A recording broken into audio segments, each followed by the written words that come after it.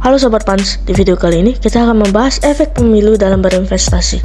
Pertama, kita harus tahu dulu bagaimana kondisi ekonomi Indonesia di tahun pemilu 2024. Pada tanggal 16 Agustus 2023, Bapak Presiden Joko Widodo menyampaikan nota keuangan bahwa pertumbuhan ekonomi Indonesia pada tahun 2024 diperkirakan 5,2%. Menurut Bank Indonesia, pertumbuhan ekonomi pada tahun 2023 sekitar 4,5% hingga 5,3%. Artinya pertumbuhan ekonomi pada tahun 2024 akan dijaga stabil pada saat pemilu. Investasi sangat mempengaruhi pertumbuhan ekonomi sebuah negara. Semakin besar investasi yang masuk, maka negara tersebut akan membangun infrastrukturnya, membangun ekonominya.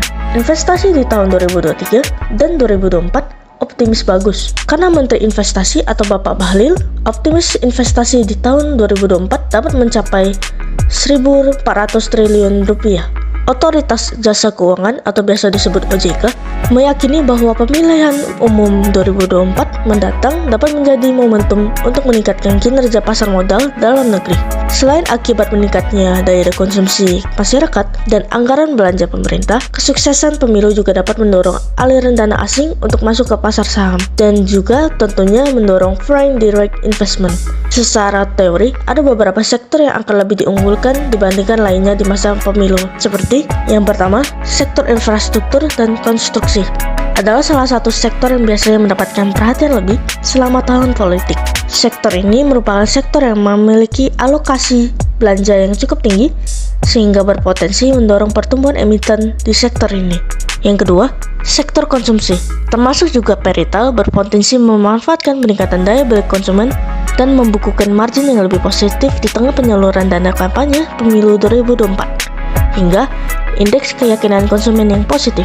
Survei konsumen Bank Indonesia pada Agustus 2023 telah mengindikasikan keyakinan konsumen terhadap kondisi ekonomi yang meningkat. Yang ketiga, sektor telekomunikasi. Penggunaan media sosial dan internet biasanya menjadi semakin penting selama kampanye politik. Oleh karena itu, perusahaan telekomunikasi bisa mengalami peningkatan pemakaian selama tahun politik. Yang keempat, sektor properti. Kebijakan terkait perumahan dan properti komersial juga dapat berubah selama tahun politik. Perusahaan properti dapat mendapatkan manfaat dari perubahan ini. Apalagi dengan potensi segera berakhirnya siklus kenaikan suku bunga dan rotasi sektor, properti dapat menjadi pilihan investor.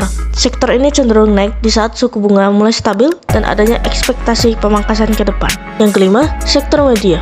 Emiten media kerap kali dikaitkan dengan musim pemilihan umum. Ini karena perannya yang tak lepas sebagai sumber informasi dan sarana komunikasi bagi para kandidat partai politik dan masyarakat. Menjelang pemilu, biasanya media akan diperlukan untuk membangun citra para calon pemimpin. Dengan begitu, ekspektasi pendapatan dari iklan berpotensi meningkat dibandingkan musim lainnya. Yang keenam, sektor keuangan.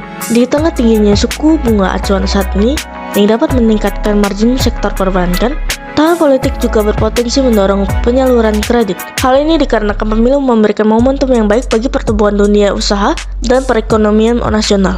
Bagi sektor jasa keuangan, seperti perbankan, hal tersebut menjadi momentum dalam mendongkrak kinerjanya, terutama penyaluran kredit. Nah, itu tadi Sobat Pans, efek pemilu dalam berinvestasi. Jika Sobat Pans ada pertanyaan, silakan komen di bawah. Well done, investasi aman bersama Panin Sekuritas Pontianak.